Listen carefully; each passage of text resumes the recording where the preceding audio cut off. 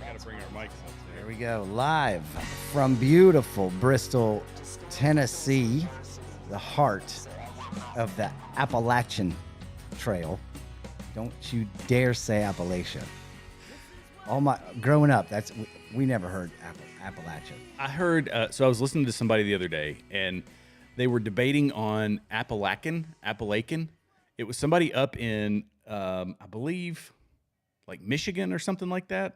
Oh, yeah. And weird pronunciation. Maybe Yooper, upper. Yeah. Yeah. Oh, yeah.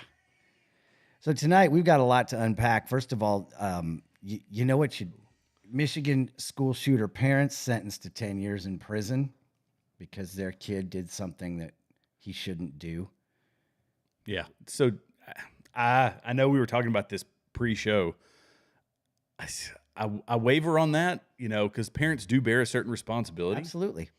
However, there are, the dilemma that parents are in now is like we were saying before, is the schools, they're trying to assume all this responsibility, but as soon as something like that happens, now it's all on the parents. Yeah, it's your fault. It's your fault. Right. Meanwhile, I think here's the problem. You can't have it both ways. I mean, when you say parents don't have the right to influence their kids' sexual behavior, right? Yeah. If my son wants to be a girl, I just got to get out of the way. Let him, because it's his right. But if he does something else that I don't agree with, then that's my fault. Right. Right. So that it's almost this, I don't know. It's almost, you can't really have it both ways. If I were the parents, I'd turn around and sue the school.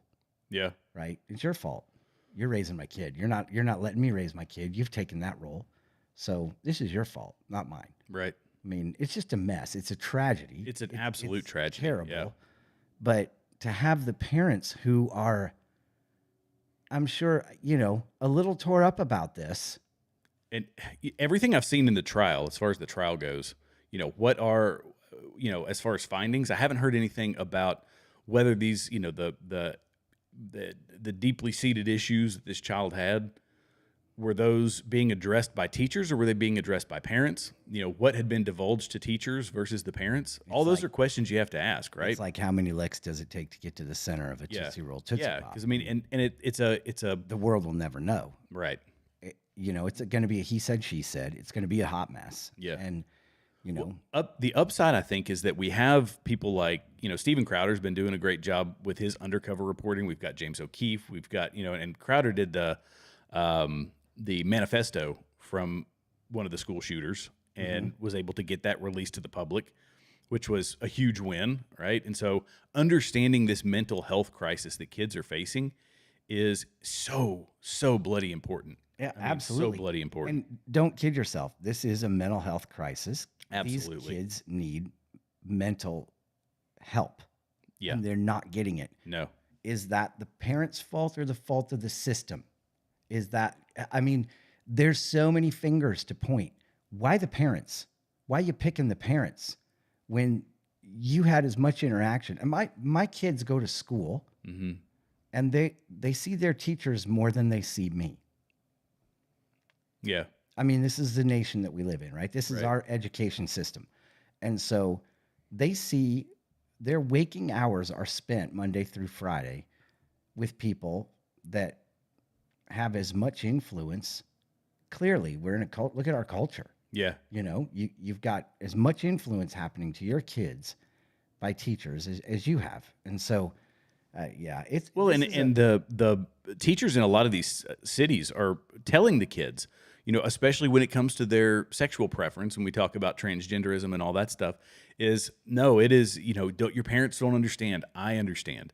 And you've seen it if you've watched Libs of TikTok or you've watched, In Wokeness or any of these Twitter handles that you want to follow, you can find countless TikToks from teachers saying, I'm non-binary, or I'm this, or I'm that, and given their and I tell my students all about that stuff, and I'm a kindergarten teacher. Right. You're confusing kids right off the bat, Right out of the and gates. it's the pass through from TikTok to the teachers, and the toxin that is TikTok through the teachers, and then being pumped without just involuntarily into these children, and that's what has led to this increase. You see 0.3% and up to 4%, up to now 20% of Gen Z is identifying as LGBTQ.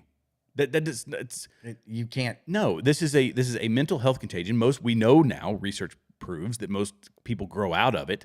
So as these kids become closer or get closer to adulthood, this is a phase. Kind of like it's actually kind of like people grow out of being a Democrat. Yeah, that's exactly right. Right. I mean, Yeah. once they're like, oh, I got to pay for this. Oh, I don't think that's right. But I mean, it's interesting. So it was a 15-year-old boy. He drew pictures of a gun and bullets, and they had called the parents in that day to discuss with them the art that their son had drawn. Mm-hmm. And it's almost like, okay, they did the right thing. Everybody was doing the right thing from what I understand. I wasn't there, Yeah. but from the report, it seems like everybody was trying, Yeah. But at 15, how much control do you have? I mean, I've got a 17-year-old, Yeah. and I can tell you my control is very limited at this point. Yeah. They're going to do what they're going to do. You only can hope, and that's why the Bible says to train up a child in the way that it should go. When it's old, it won't depart from it, right? Right. Sometimes that takes 40 years for them to come back around. But thankfully, in our case, we've got a good kid. We've got to give her wings. We've got to let go. Yeah. She's going to be 18. Yeah. She's going to be gone. Adulthood. Yeah. And then it's, you got to, at some point, 15, that's a tough call. Yeah. Because he's not a child. Yeah. It's a tough call. Well, legally, I guess he is. Legally, of course he is. But, they'll let a child at 8 decide their sexuality for the rest of their life. Yeah. But, it's just was it you that was telling me such a slippery slope. It really is. And I was having a conversation with someone, and I think it was you. We might have been last week. You said, do this to a dog. Say you're going to do this to a dog. Yeah, abortion. Right, abortion. That's what we were talking about, is abortion. Say, oh, you're going to do this to a dog, and watch people absolutely flip out. Oh, they'll lose their mind. Yeah. Yeah, I'm going to go drown a bunch of puppies. Yeah. Right. So delusion is very much a part of this. Yeah. Very much a part of this. Yeah. Oh, and Trump came out with that was this week, right, where he came out on his abortion stance. Oh, I know. I was so disappointed in that. He had and you understand why he's doing it. And this is totally. Here's what I will say about it. As I've thought about it, initially I was angry, and I thought, dude, you have got a chance to, but he's coming up on an election. And so this sounds like I'm carrying water for him. I don't agree with the way, his stance on it, but I'm going to give a potential outcome for this that maybe would put people at ease. And that is, he's coming up to an election. He needs the independent vote. The independent vote is not radical on that. And when I say radical, I mean, radical to the correct side of history when it comes to abortion. But that's where I sit because I'm an absoluter on pro-life. Right. But he needs to capture some of those independents to say, we're not going to take it away. We're going to leave it at the states. The Supreme Court made their decision. And then when he gets into office, the second term, the fact this is his second term, it's a big deal because this is the nothing left to lose type of term. Right. And the only thing that could stop him from, he may get in and just stay on this same road because he doesn't want to ruffle any feathers, and he might be trying to set the stage for the next Republican that's going to come in. Well, but there's also, I think we have to be realists about this. There's also as somebody who adheres to the Constitution, believes the way that it is written, and there's also this is the state's right to choose. Yeah. And we don't want to hear that, but you go, okay, this gives the right to life back to, the very essential, like the beginning of all of it, right? Right. This gives it to the states and says, okay, here you go. If I'm willing to go, you're going to make this decision because the government shouldn't have this authority on the biggest issue ever, right? Then I'm going to give the states the authority to make their decisions overall more and more, And I think for him, there's a part of me that goes, I get it. Yes, he's going to try to get some of the independent vote with this and some of the people that are not so in our camp. I am pro-life, 100% pro-life. And I believe that it happens at the moment of conception, that God ordained it. He said so, right? But I also believe in individual state rights. If you don't like it, move to another state. Right. And it takes the authority out of the hands of the feds and gives it to the states, where it really, in a sense, it really kind of belongs. So every one of them, you can just start knocking them down, right? Gun rights, everything. You want to federalize it, fine, I get that, but in my state, we're gonna open carry, right? Yeah. Which is all right as a state to go. I don't care what you say, right? In our state, Yeah. So here's my beef with the on the abortion side though, because it's as definitive as taking someone else's life. Absolutely. And so it should be in a proper world completely federally illegal to do that. Now, are there instances, and I they're so few and far between. Like writing a law on the fringes is a very bad idea. It's the dumbest idea. Yeah, it's terrible, and I can't even get into it because there's always the what if it to death? What if? Yeah, well, you know what? I don't know. We're not there. Right. So and most everybody that I talk to, the people that are absolutely, and I like myself, when you get down into the weeds, it's like this becomes a medical procedure. You are a woman is pregnant. She's going to carry that baby to term. If there's medical issues along the way, the doctors have ways of dealing with that don't require an elective procedure such as that. Right. And so that when it's a medical situation, they have to make those decisions all the time. Minute by minute. I mean, this is So and they have a Hippocratic oath. So leave it in their hands to do that, but to physically go in and ask for the abortion of a child, it should be federally illegal. I think the problem is that oath doesn't mean anything to most of them. Yeah, there's right. some of them. It depends. I won't say most of them. I would say there's a large number of on the fringe who are okay with the transgender stuff, with the abortion stuff, with right. all that stuff. And to those guys, you go, hey, you're supposed to be protecting us, right? You're supposed to be trying to save us, not allowing this stuff, or in this case, in a lot of cases, they're promoting it, right? Oh, you should terminate the pregnancy because it looks like they might have an extra digit, right? Whatever. It's like, well, and they is it Holland? Oh, I just forgot the country. The one where they've basically said we've eradicated Down syndrome. It's because they're aborting all the children with Down syndrome, right? Or the ones that show the signs for Down syndrome, right. And so, I mean, we had that scare with our middle son. And I remember being like, the doctor advising before we even went back to have a 3D sonogram and all that, he was like, well, you probably, you might want to consider. It's like, no, no. I mean, why would you say that? Wow. Why would you ever say that? I mean, wow. So yeah, I mean, it is, the Hippocratic oath doesn't, the oath is only as good as the person taking it. Well, there you go. And so, I mean, there it is. But when you redefine harm as well. They say that any normal person would say that mutilating a child or killing a child in the womb is harm. But people have justified what is or is not harm because of politics. Politics has influenced their ability, their decision making. It's influenced their perspective, and their perspective says that yes, it's taking a life, or I will just buy into the fact that I don't think it's a life, even though it is, and you're a doctor and you know that it is. Right. They've bought into the delusion, so in their mind they aren't doing any harm. Right. That's what delusion does. It's a It's a tricky thing. Speaking of politicians Yes. who want there to be consequences for causing harm to a child, Yeah. how about let's try this one on for size. Congresswoman pushes for the death penalty for sex abusers. Beautiful. Wow. Yeah. Nice Wow. job. Nice job. And was it Anna Paulina, right? Yeah. Yeah, Anna Paulina. Yep. So I think, do I think that's extreme?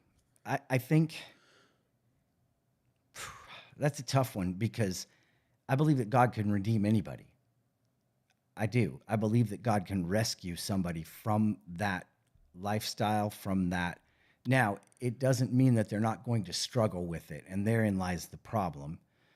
So it is a I have bounced back and forth on the death penalty for years. yeah. I have a really hard time with it, and I'll be honest. Sometimes I don't know that I'm 100% settled on whether or not the death penalty should be enacted. But if it's a child sex abuser, I think at the very least chemical castration is on the table. There, if you watch the pedo hunter on what about like public, like they used to do in medieval times? like do it out in the public square. Because I mean, here's the thing. Well, you but see, they don't. that you go, I'm not gonna. Well, now it's a pill. Well, so okay. you know, so maybe they're you not- do one for real, Yeah.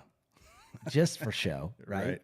And then like on Braveheart, like I picture that. Oh man. Yeah, Yeah. brutal, but Brutal. but you do one for show because that'll send a clear message, right? This Yeah. isn't tolerated. But the problem is that they're trying to make it tolerable, right? Oh yeah, minor attracted persons. They're changing the language so that it's not, a pedophile that's You stigmatizing. can't say that. So it's a minor attracted Don't person. say that. Allegedly pedophile. They're allegedly.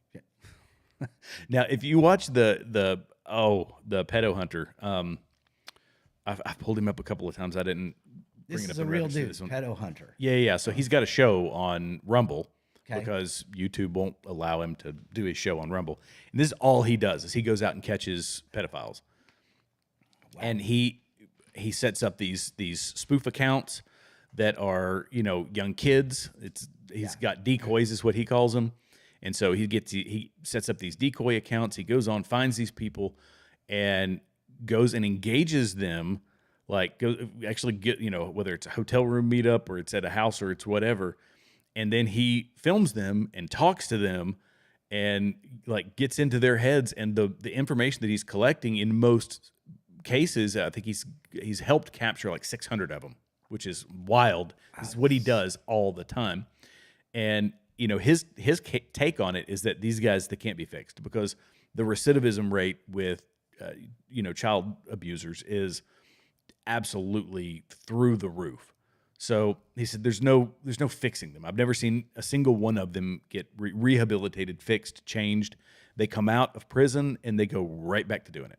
Wow. So, it's an evil that is, and it's a burden, I guess, that people have to bear. But I still want to understand what outside influences are causing people to do that. Well, it's satanic. It's satanic. demonic. Yeah. It's demonic. Yes. They're listening to the lies. They're being manipulated by the enemy.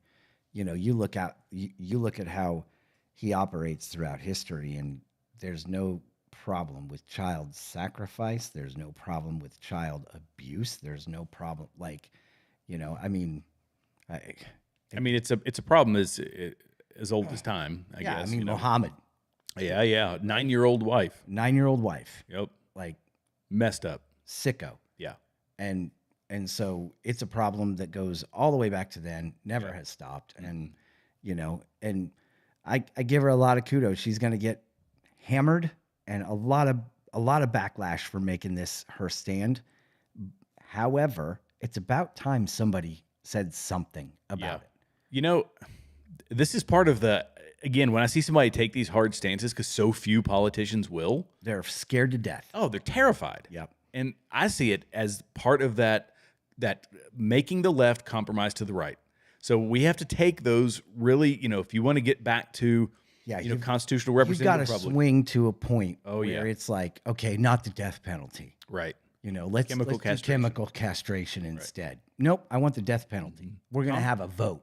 Like keep pushing it, and they'll have to keep coming. Right. Till because that's what they've done to the right. Yeah. Rail as hard as you can. Yep. And then they'll come back a few steps, and it's like, well, at least we didn't go all the way out there. Yeah. Like at least we didn't.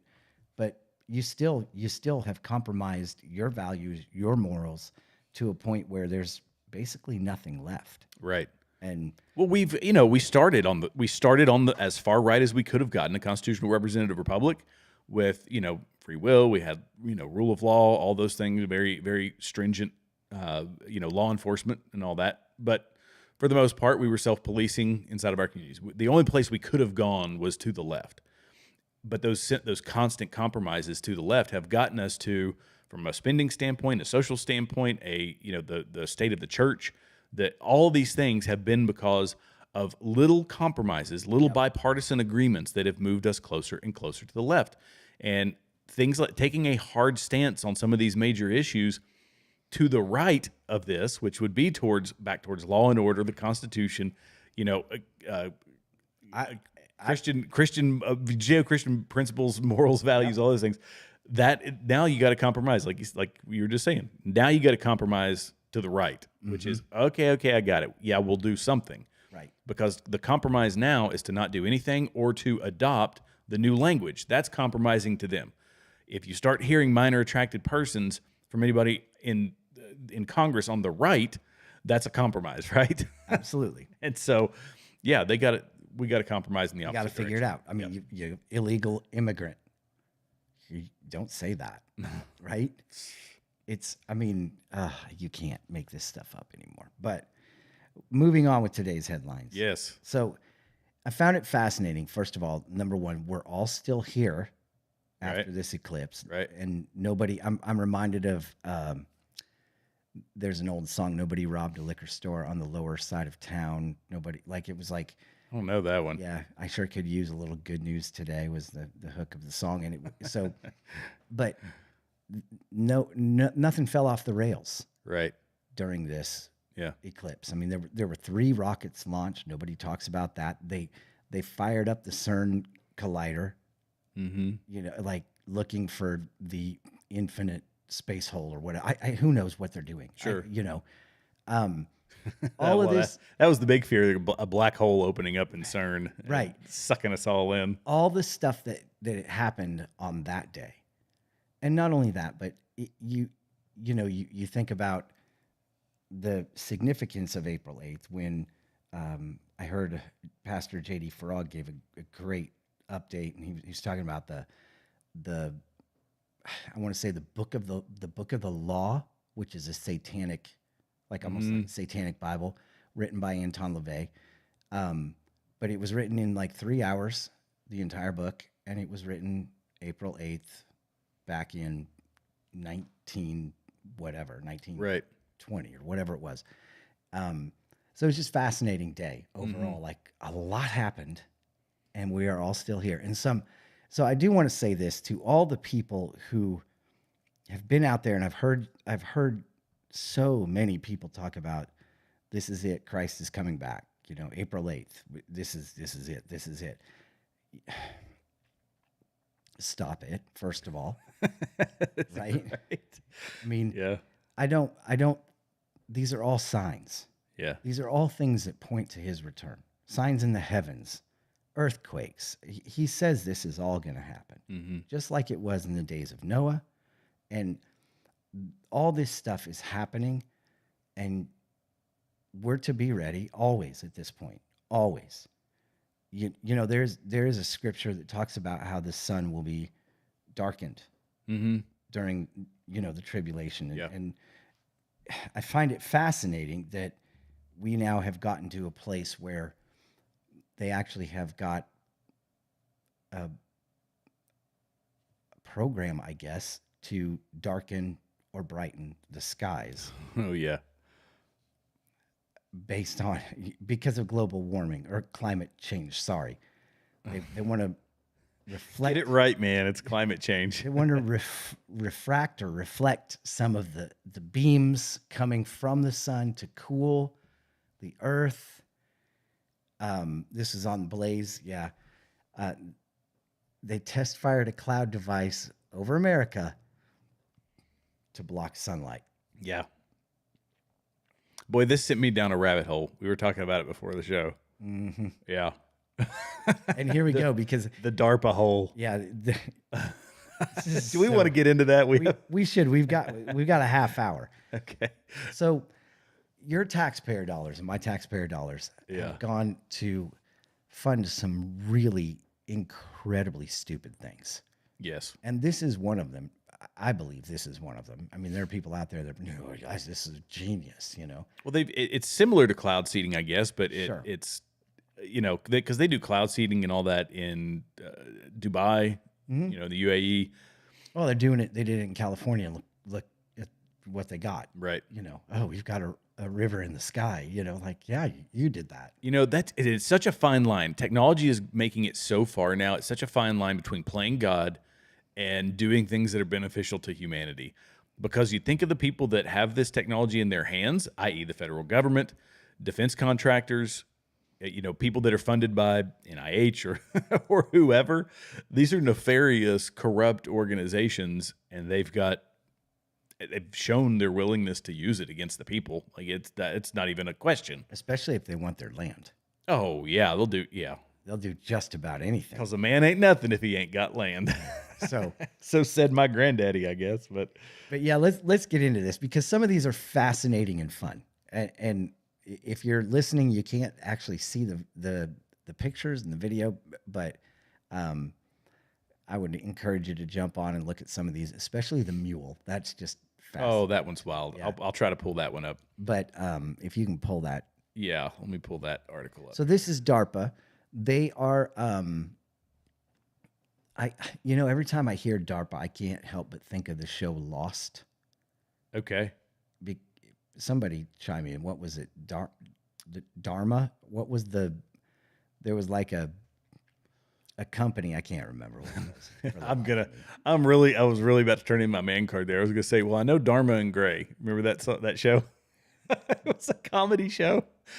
Oh, Dharma and Greg. I probably should. Dharma and Greg. Is that Greg, what it was? yeah, I probably should have Greg, said yeah. that on the internet, but Yeah, admit that I'd seen that show.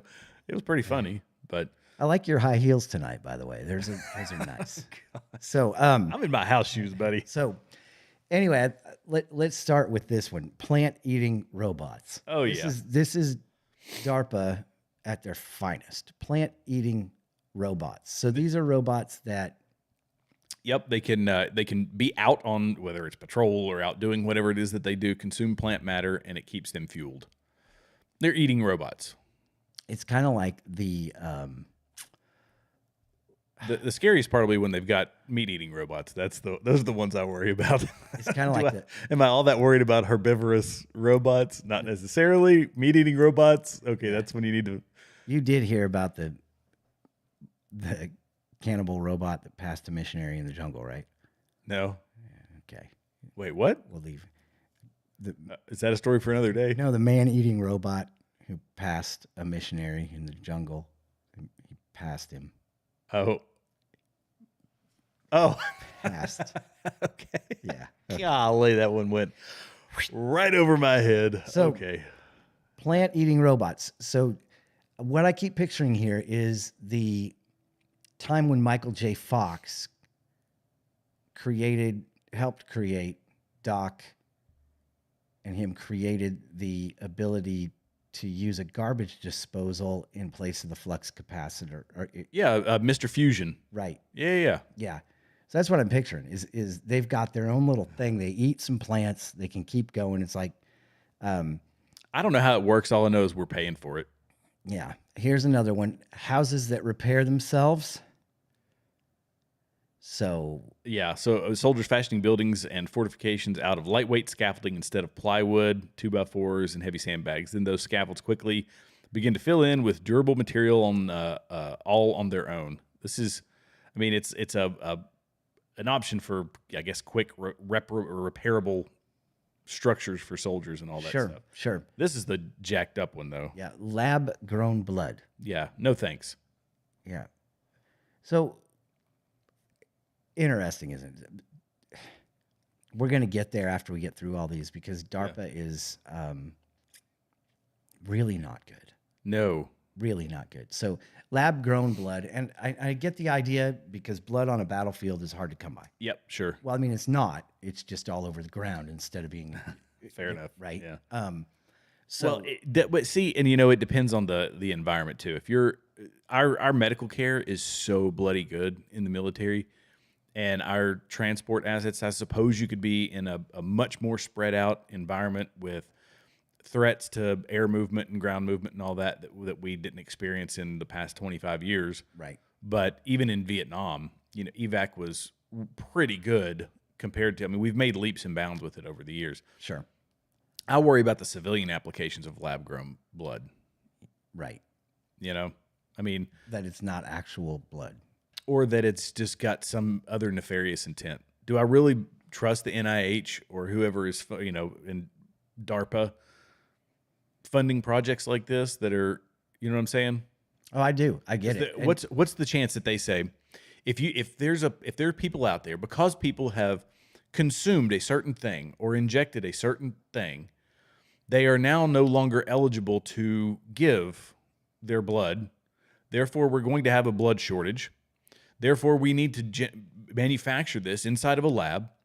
And now the people that are supposed to be receiving this life-saving elixir of blood built in a lab by DARPA, and all this is funded by, I mean, let's be honest, A, the federal government, but B, being directed and moved by people who tell us that we need to decrease the population. Right. I'm sorry, but approach with extreme skepticism. I mean, you did bring it out right there. You said it, because the blood supply is becoming infected. Right. With I'm hoping people can read between the lines on that one. What I'm trying to say. That we're not going to talk about it. No. But the blood bank supply is infected. Yeah.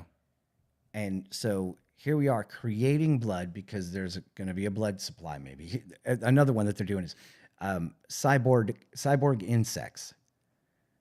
So this one's kind of fascinating to me, frankly.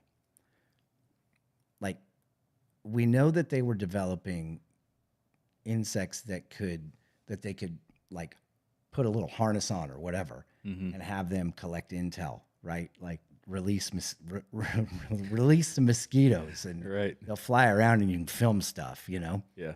But this takes it a step beyond. They're actually making them, Yeah. right?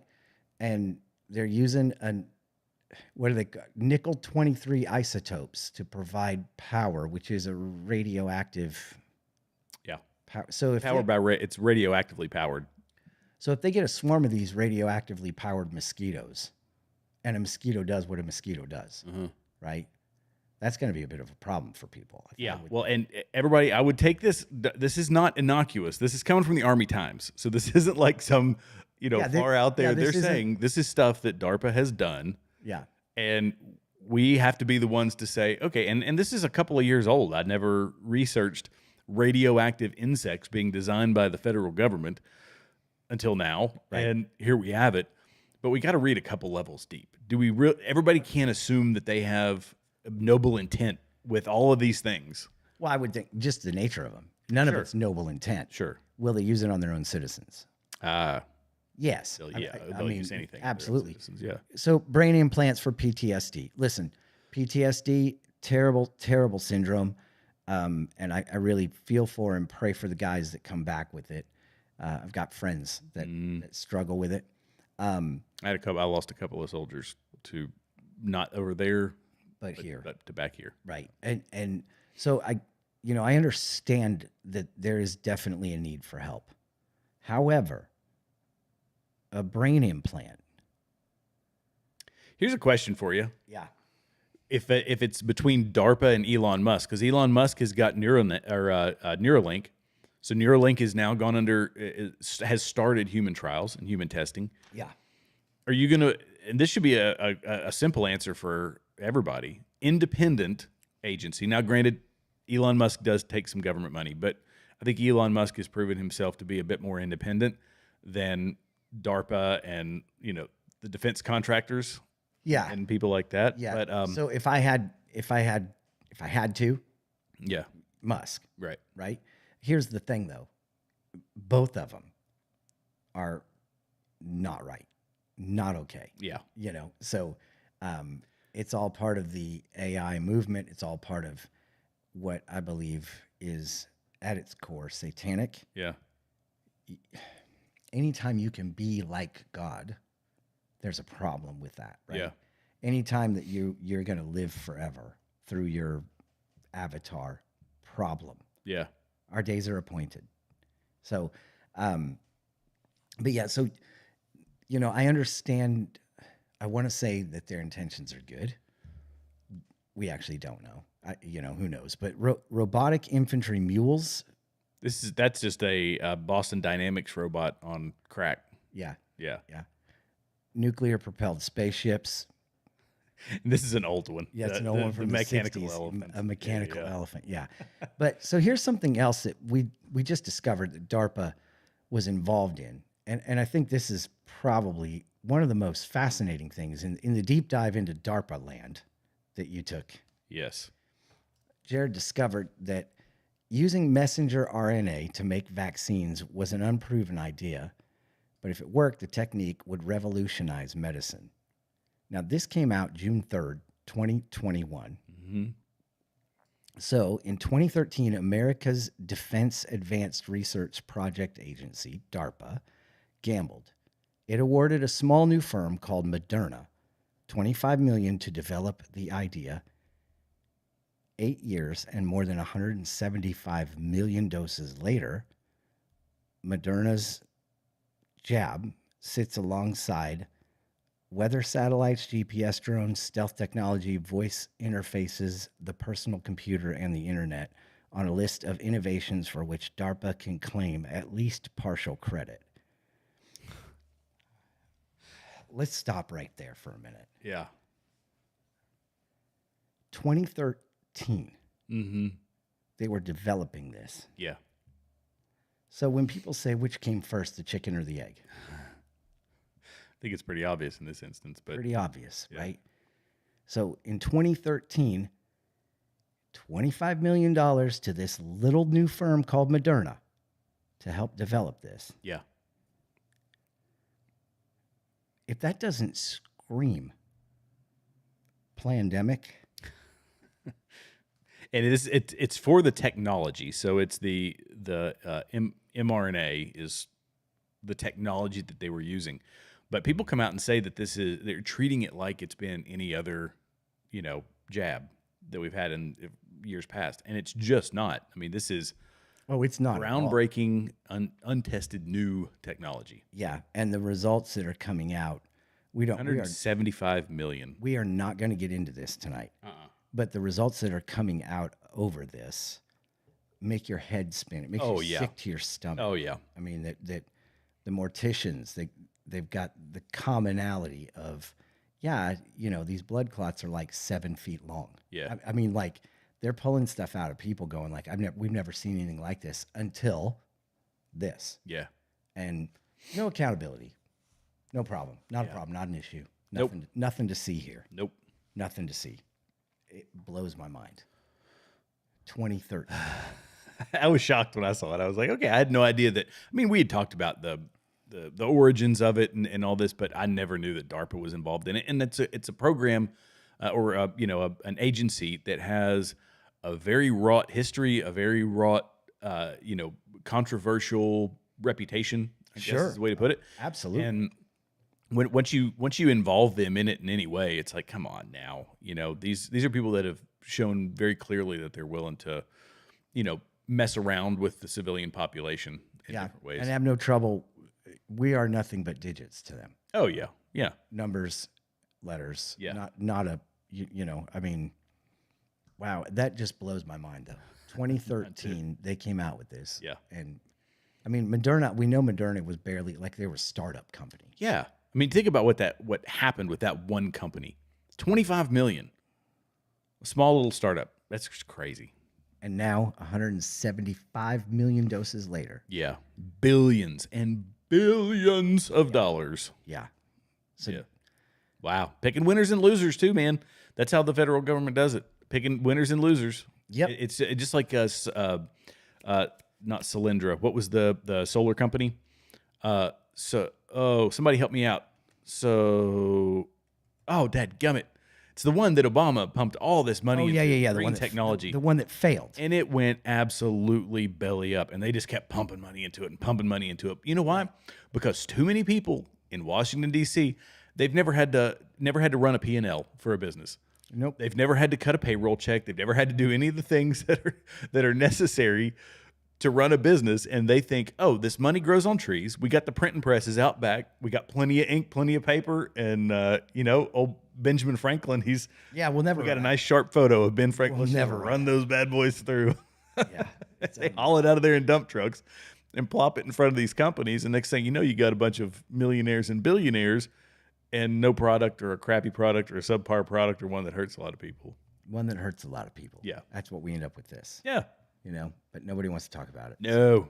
We're over it. We've moved on. Moving on.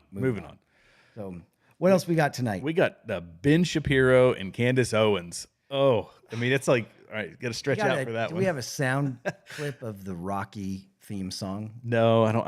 I will load that for the next That'll one. be great. I don't have that one. Because I've got a couple of really funny ones though. the gloves have come off. I put this one in here for us. FBI, open up! Nice. That'll happen. Anyway. I'm waiting for that to happen any minute. Any minute. No, oh gosh, this one goes in so many different directions too, because it can go. Well, first, let's just pause Yeah, because there's a lot of people that don't. If you're not in a Daily Wire circuit, right? You're not hearing about this. You have no idea what's going on. You probably don't even know who maybe the players are. But two conservative, dyed-in-the-wool conservative talk show hosts on a network called the Daily Wire are feuding. I guess it started with Candace. I mean, they've had tiffs back and forth. They vary on different opinions. Whether it's recently, it's been because of the situation in Israel with Hamas. And so Ben Shapiro is an Jew. Orthodox Jew. Right. Candace Owens is a black woman. I think I don't know if she's Catholic or if she's just run of the mill. Yeah. She's Christian. Yeah. Either way, I don't know what denomination she is, and kind of irrelevant, I guess. But she has taken a very firm stand against Israel's military action. On the other hand, Ben Shapiro has been making the argument that her comments have been anti-Semitic. I implore anyone to go out and read all the tweets because there's a whole boatload of them. And people have tried to infer some anti-Semitism on her part because of other tweets that she said and the way that she worded it. She has kind of argued her way out of it. But at the end of the day, I think that the big question around the two of them is whether or not the Ben Shapiro and the Daily Wire, Jeremy Boring, are shutting down the Overton window on the conservative side of the aisle, saying that this is Right. This is taboo. This is Right. no bueno to talk about. Right. You can't just. They are doing, and this, I guess, is why we're going to bring this up because we've watched the left derail time and time again. We've watched it where it's like, you can't say this, you can't say that, but we believe in free speech. Yeah. Well, no, you don't, because I can't say that. So you can't claim that you believe in free speech and then go, except for these words, right? That's not how that works. Free speech is free speech. You can either say it or not. That's your choice, but it's a free country. You can say whatever you want. So we go to the ultra right now, where the things that she has said, in disagreement with what Israel is doing, make her anti-Semitic in some people's opinion, right? And because those people who are in authority have that opinion, they're going to try to silence one of their biggest players on that network. And they're doing the exact thing that they have praised themselves for not doing, that the left does, right? They're doing the same thing by saying, you can't say that. That's not okay to say. When she is expressing her opinion. Now, whether I agree with her or not, I don't agree with her. But that doesn't matter. She's entitled to her opinion. I love that. She's not entitled to her own facts. Right. Right. But Right. so they're doing the very same thing. And so it's the cannibalization, in a sense, of these the right's I mean, the extreme conservative, right? I mean, they are like, first of all, phenomenal debaters. Yeah. I wouldn't want to get in a room with them. They're working on a debate, by the way. Oh, good. Yeah. That'll be fun. Yeah. So- They're trying to figure out who's going to do it. Tim Pool has been recommended. He's thrown his hat in the ring. Some people have said him. Other people have said Andrew Schultz, the comedian. Okay. That would Other actually people. be good. Yeah. Funny. Yeah. I'm going to push back on one thing. Not push back, but I'm going to give an alternate thought on that. The Daily Wire. So Candace speaking these things out on social media. The only thing is, Daily Wire is technically editorial. And so they can say, we don't want, but it's the look. Right. The look is so bad to say, we are disagreeing on the major one of the two major conflicts going on right now that at least that anybody's caring about, which is between Ukraine and then Israel. Right.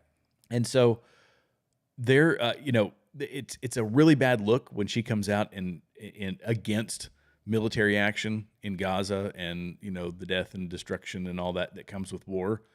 But she's picked a side. She hadn't really picked a side. She's just said it all needs to stop and we shouldn't be doing anything to support it. That's not an opinion worthy of leaving a successful network like the Daily Wire. No. Well, I say leaving, being kicked out. Yeah. I think that's how it worked. Yeah. And for them, it's the black eye of, okay, we're kicking her out because she doesn't agree with us. Yeah, that's the way it looks. Now, whether the backdoor Right. conversations were any different. So, but that's the black eye of what we all see and go, hey, wait a minute, that's not okay. You guys are supposed to be. You can say what you want on our show, man. We can talk. We can, Well, and Ben Shapiro said it. He said it in his interview with Dave Rubin, where he specifically mentioned, and I should have pulled that video clip, but I didn't. He said the Overton window has certain limits within what you should be saying and what's acceptable discourse with the Daily Wire, and that to me says, okay, bad look, dude. Right. Bad look. Right. Not everybody is going to agree with an Orthodox Jewish guy about Israel. Israel. Like, right. and I have my own opinions on it, which we can definitely get into. But yeah. Because I mean, I think there's again, people I've listened to have really irritated me when they talk about that conflict, and I want to sit down and just have a whole bloody episode about what combat in an urban environment is like, because most of the critics of Israel are complete idiots to what is going on, what actually goes on in a combat zone like that. So it infuriates me, Sure, to see people criticizing Israel for the way they are fighting the war. There could be, well, I'm not going to go down the rabbit hole, because when they talk about, oh, well, this vehicle over here that had aid workers, or this vehicle over here, there are scenarios in my mind where what's the way to put it? I'm not going to go there. Okay. It needs too much more context. I was going to say where I could see a scenario where the enemy was doing certain things that would elicit a response like that, but them not knowing that those were aid workers is essentially what I'm saying. Sure. Yeah, And, yeah. And yet the visual, which is what Hamas and Hezbollah, They're all and about Al-Qaeda, optics. They are amazing at optics. They are amazing at collecting this footage. They are amazing at exploiting it against the people that they believe should be wiped off the face of the earth. Right. So there's left and right of every 10-second video clip that people are unable to analyze and can't comprehend, Yeah, I agree. know what I'm saying? We watch footage of what's going on over there, and you don't actually, you see what they show you. You see what you see. Oh yeah. And it's everywhere. It's everything. It's in the news. It's every newscast. It's whether it's Fox or NPR. It doesn't matter what you listen to, what you watch. Yeah. You're gonna see what they want you to see. Yeah. And it's the same thing when they come out with these videos. I do like the fact that you've got the repeat offenders, the professional actors that, Oh yeah. he was dead on a gurney 2 weeks ago, and now he's in the street trying to find something to eat. Yeah. And then it's, like it's the same guy over and over. You got to think that people are smarter than that. Right. I just saw this guy. I just think that this is a healthy debate to have. It's one that everybody should be having because it's, a lot of people, there's a lot of destruction and all that going on over there in Gaza. But for us to kind of eat, I feel like we really do, like you said it before, we're kind of like we're eating our own. Yeah. And our Overton window is supposed to be as wide as possible. And the left is the one who says, shrink it down here. This is the only anything outside of this, and you are a bigot, you're a right, racist, homophobe, you're a this, xenophobe, or right, whatever. Right. And for an organization like the Daily Wire, which is trying to take its place as a major media outlet like a CNN or an MSNBC or an ABC or a CBS, only on the right, right. I just think that you got to have, you've got to be able opinions. to stomach Yeah. having somebody come in and call things out the way they see them. And if you can't, it's kind of like, well, why are we here then? Yeah. We are parroting. We are literally doing the very thing that we have railed against. The whole reason that they're here Yeah. is because they wanted to say what they wanted to say, and they needed a platform to do it. Mm-hmm. And nobody would let them, right? Yeah. So they get their own platform, and then they can say what they want, and they can make movies, and they can do, like, what is a woman? Yeah. How dare you ask that question? Yeah. But And I'm not going to be a defender of. I feel like Ben Shapiro has moved closer to the center, and I think that's been maybe it's his actual viewpoint, but maybe it's just a good business move. Mm-hmm. But I feel like he's become more centrist when it came to the election and the election interference. He took a very centrist view on that, despite all the evidence to the contrary. A lot of people did that. They walked that center line to give themselves, maximum appeal to the maximum number of people, and that's a good business move. I get it, but it's not good. This doesn't necessarily help us long term. And he always seemed to be like you were saying, like a very, very conservative guy. But every now and then you see him, and it's like delving towards the center. right. Which, okay, if you're going to be just he got his reputation as a conservative commentator.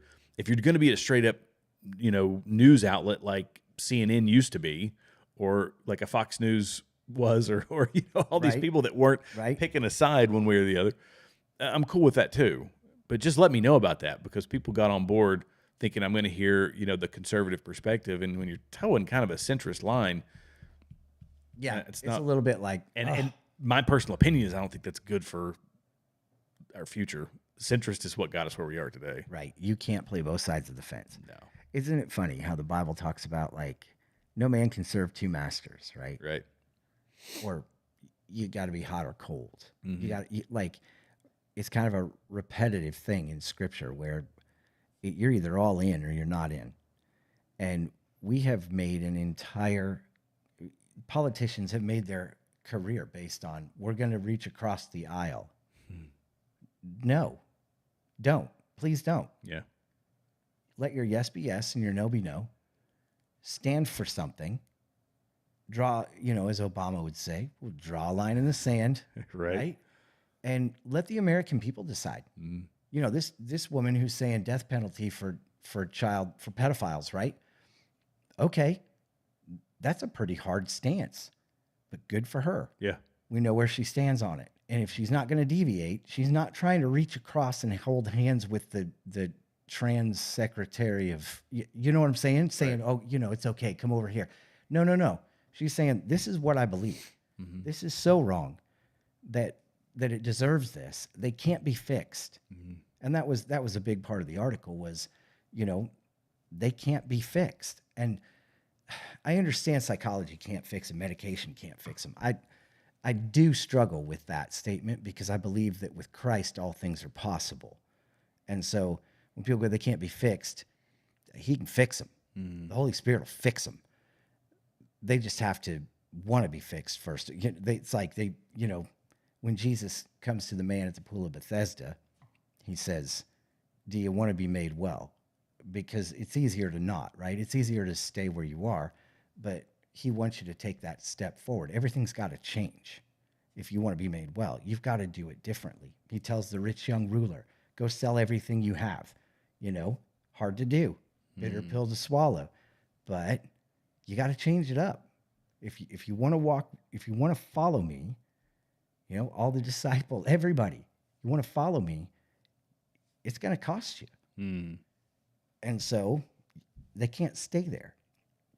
I love the concept that Jesus says, whosoever will may come. He calls all to him, but he doesn't let them stay there. Doesn't let them stay the way they are. I think in the church, we've done a horrible job of saying, oh, let's just get them to say these words, get them in a tub and dunk them, and we're good. No, you're not. That's like you just opened the door. There's an entire path that they've got to walk, and you've got to walk with them to get them from point A to point Z, so to speak. And it's challenging, and they're going to have to drop things along the way. A lot of baggage has got to come off people, because the free in Christ are supposed to be free indeed, but very few are, because we're always carrying around all this stuff, the past and all this. And so, I mean, Jesus can fix them, but they're going to have to change. And I don't think that he's beyond that. So the death penalty, in my opinion, is extreme. However, like you said, it makes people on the left have to play ball in our field for a minute. Yeah. Because this is what they've done to us for the past 80 years. Yeah. Now it's our turn. Mm-hmm. So I want the death penalty.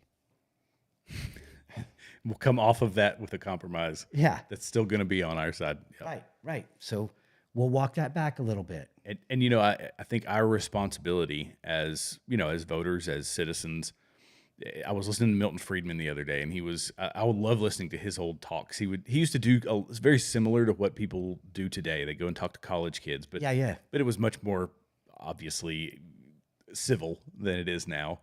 And no nose rings and face. Yeah. No purple hair. No. Right. But he said people were saying we need to replace politicians with politicians that will get us back towards Judeo-Christian principles, back towards, of course, I don't think he was necessarily concerned about Judeo-Christian principles, but for him, back towards a free market and the Constitution and all that.